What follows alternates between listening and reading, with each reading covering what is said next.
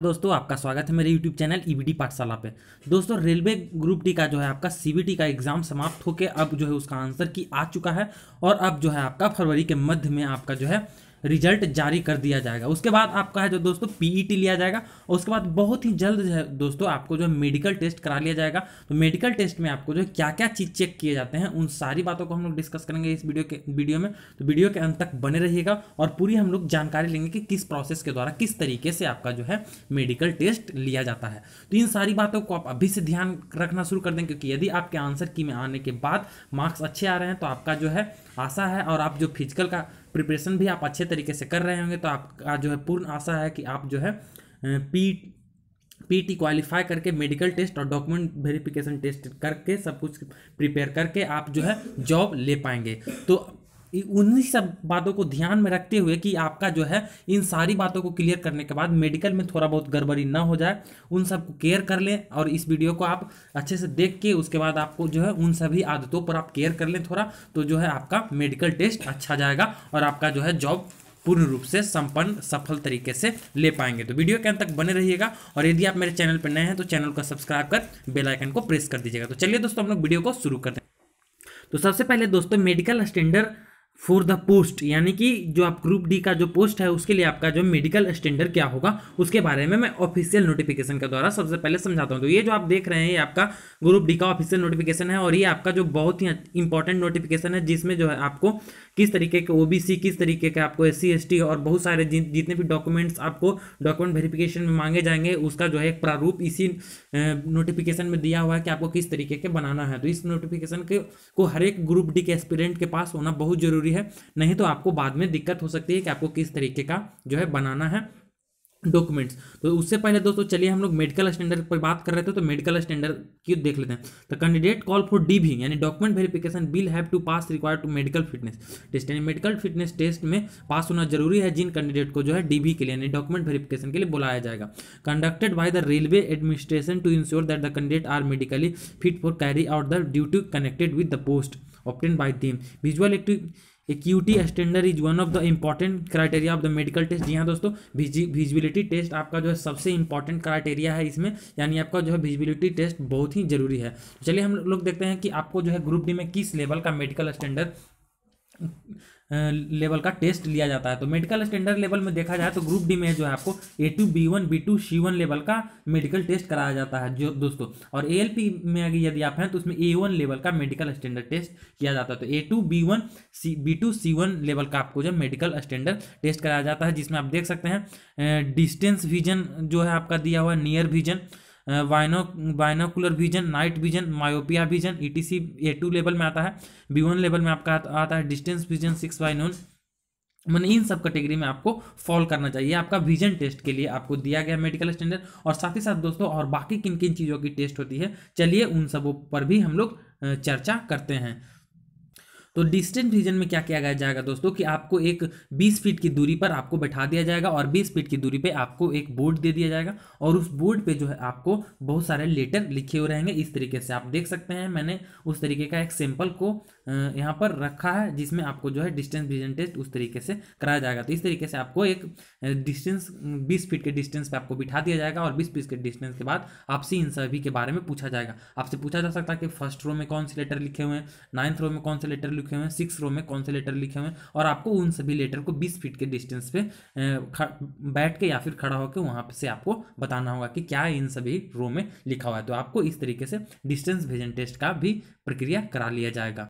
उसके बाद दोस्तों आपको डिस्टेंस विजन टेस्ट के बाद आपको कलर विजन टेस्ट देना होगा। जी हाँ दोस्तों, कलर विजन टेस्ट के बारे में बात कर लें तो इसमें आपको जो है आपकी आंख की क्षमता जो है सभी कलर को पहचान पाने में सक्षम है कि नहीं उसका टेस्ट किया जाता है। तो कलर विजन टेस्ट में आपके आंखों को कलर पहचानने की क्षमता का टेस्ट किया जाता है। तो इसमें क्या किया जाएगा दोस्तों कि आपको एक कोडिंग टाइप का आपको बहुत सारे मल्टी कलर का एक कोड में आपको कुछ लिखा हुआ दिया जा सकता है, उसमें आपको बताना है कि उस मल्टी कलर में जो कोड करके लैंग्वेज लिखा हुआ या फिर जो शब्द लिखे हुए हैं उसको आपको देख के बताना। जैसे यहाँ पर आप देख सकते हैं एक सिंपल ग्रुप में मैंने एक बहुत सारे लिखे हुए कोड लिए हुए हैं। इसमें आप देख सकते हैं इस कोड में आपको जो है एक मल्टी कलर से बीच में 74 लिखा हुआ है। तो इस तरीके से आपको जो है इसको कोड को ब्रेक करना है, इस कोड को पहचानना है। मल्टी कलर में आपको जो कोड जो लिखा हुआ रहेगा, मल्टी कलर का एक बोर्ड रहेगा, उसमें आपको जो कोड लिखा हुआ रहेगा उसको आपको देख के बताना है कि क्या चीज़ उस कोड में लिखा हुआ है उस मल्टी कलर बोर्ड पे। तो इस तरीके से आपका कलर विजन टेस्ट हो जाएगा, जिससे आपको पता चलेगा कि आपको जो है सभी कलर जो है आसानी से आप पहचान पाते हैं, सभी कलर का जो है आपकी आंख को पहचानने की क्षमता है। अब हम लोग बढ़ते हैं नेक्स्ट टेस्ट की ओर। तो अगला टेस्ट जो है आपको ब्लड टेस्ट यानी शुगर टेस्ट और डायबिटीज़ टेस्ट किया जाएगा। यानी दोस्तों इसके द्वारा आपको जो है आपके ब्लड में यानी कि ब्लड शुगर यानी कि कार्बोहाइड्रेट की मात्रा को चेक किया जाता है और थोड़ा बहुत चलता है दोस्तों। इसमें आपको जो है फिर आपका जो है ब्लड टेस्ट करके आपको शुगर की टेस्ट किया जाता है। ब्लड में आपको जो है इंसुलिन की मात्रा नॉर्मल मात्रा में है कि नहीं, तो इसलिए आप जो है इस पर केयर रखें, केयर करें। चलिए दोस्तों अब हम लोग नेक्स्ट टेस्ट की ओर बढ़ते हैं। तो अगला टेस्ट जो है दोस्तों इलेक्ट्रोकार्डियोग्रामी टेस्ट। तो इलेक्ट्रोकार्डियोग्रामी टेस्ट में दोस्तों इसको हम लोग शॉर्ट फॉर्म में ईसीजी टेस्ट भी कहते हैं। आप लोगों ने सुन रखा होगा कि ईसीजी टेस्ट क्या होता है। अब चलिए दोस्तों हम लोग इसको जानते हैं कि ईसीजी टेस्ट क्या होता है। तो ईसीजी टेस्ट जो दोस्तों एक आपको कंप्यूटर स्क्रीन पर के द्वारा आपके हार्ट को बहुत सारे वायर से जोड़ दिया जाता है। आपके हार्ट पे ये सब वायर आपको लगा दिया जाएगा, मैग्नेटिक वायर रहता है, इसको आपको वहाँ पे लगा दिया जाएगा। उसके बाद जो है आपके हार्ट बीट को इस मशीन में देखा जाएगा, यानी कि काउंटिंग किया जाएगा आपके हार्ट बीट को, आपके हार्ट के मूवमेंट को इसमें मशीन में आपको चेक किया जाएगा कि आपका जो हार्ट का मूवमेंट बिल्कुल जो स्वस्थ व्यक्ति का जितना मूवमेंट होता है हार्ट का उतना मूवमेंट आपका हार्ट शो कर रहा है कि नहीं। उन सारी बातों को आपको ईसीजी द्वारा यानी इलेक्ट्रोकार्डियोग्रामी टेस्ट के द्वारा किया जाता है, यानी कि आपका हार्ट एक स्वस्थ मनुष्य की तरह वर्क करता है कि नहीं, उसके वो उस चीज़ का पता आपको लगाया जाता है ईसीजी टेस्ट में।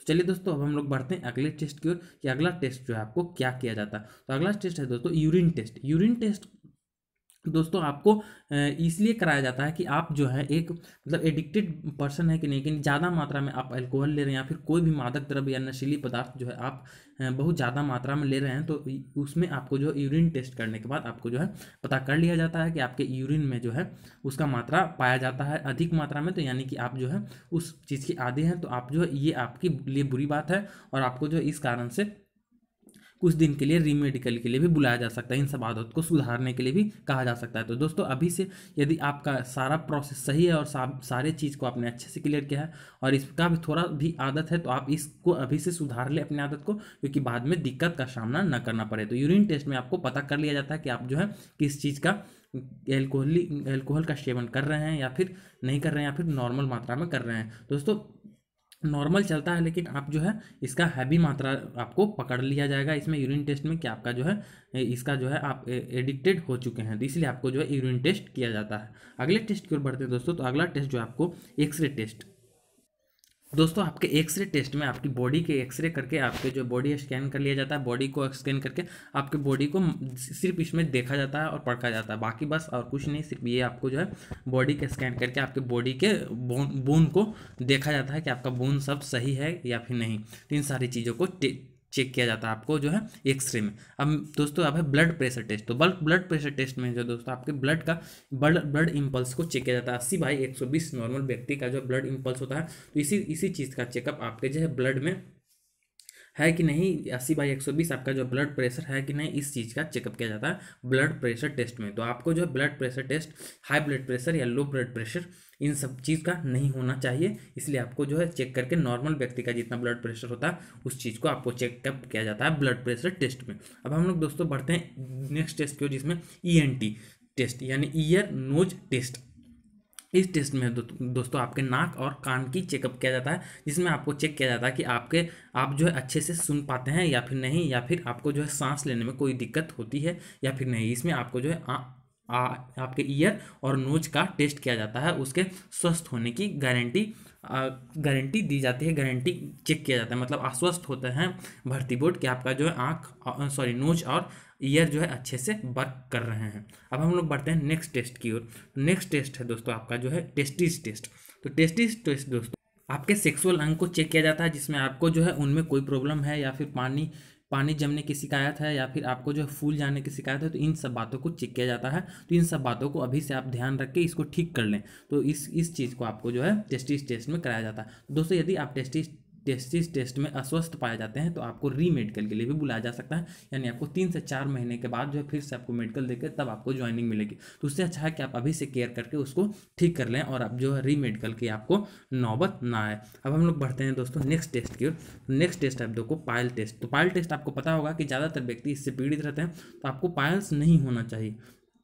तो आप जो है इस चीज़ का आप खास ख्याल रखें, और अगर है तो थोड़ा बहुत तो आप उसको ठीक करवा लें। पायल टेस्ट में यदि आप पाए जाते हैं तो फिर से आपको रीमेडिकल के लिए भेजा जा सकता है। तो इन सब बातों को आप ध्यान में रखें और इन सब चीज़ों को आप अच्छे से ठीक कर लें अभी से, ताकि आपको फिर से मेडिकल टेस्ट के दौरान आपको जो है रीमेडिकल के लिए न बुलाया जाए। तो दोस्तों ये था आपका कि ग्रुप डी में क्या क्या चीज़ आपको टेस्ट किया जाता है, उन सारी बातों को जानकारी दोस्तों। और ऐसा नहीं है कि यदि आप किसी चीज़ में अनफिट पाए जाते हैं आपको डायरेक्ट बर्खास्त किया जाता है, आपको जो है रीमेडिकल के लिए फिर से एक चांस दिया जाता है 3 से 4 महीने का, उसमें आपको ठीक करवा कर फिर से आपको रीमेडिकल देना पड़ता है। तो मिलते हैं दोस्तों आपसे नेक्स्ट वीडियो में।